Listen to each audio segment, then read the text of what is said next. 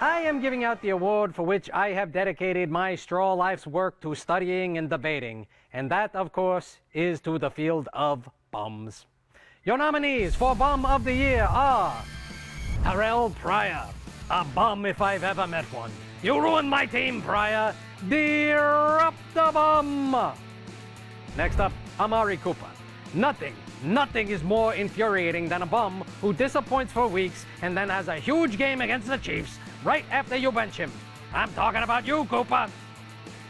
And finally, Mike Evans.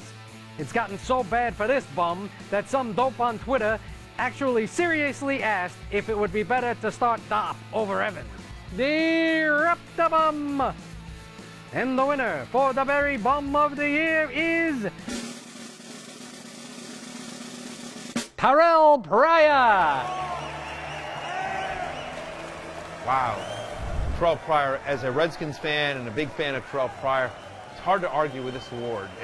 Expectations were so high from coming into this offense, Daniel. He was wide receiver 14 on draft day, drafted one spot ahead of DeAndre Hopkins. However, he scored just 50 points in his first 9 games, making him wide receiver 80 in that span. He was later benched by the Redskins and, frankly, by fantasy teams around the world. Julio Jones almost scored 50 points in one game this season, and Terrelle Pryor couldn't even reach that mark over the entire year. I mean, it was just a disaster from the start, unfortunately, for Pryor. It never felt like he got in sync with Kirk Cousins. Feels like maybe he was injured as well. I think he was probably hampered by some injuries, and if he doesn't have that speed to get down the field, that hurts him as well. I agree with you. It didn't seem like the chemistry was ever there, even from the preseason as well.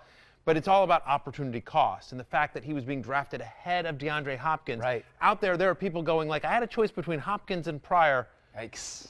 And I went Pryor. So it's unfortunate.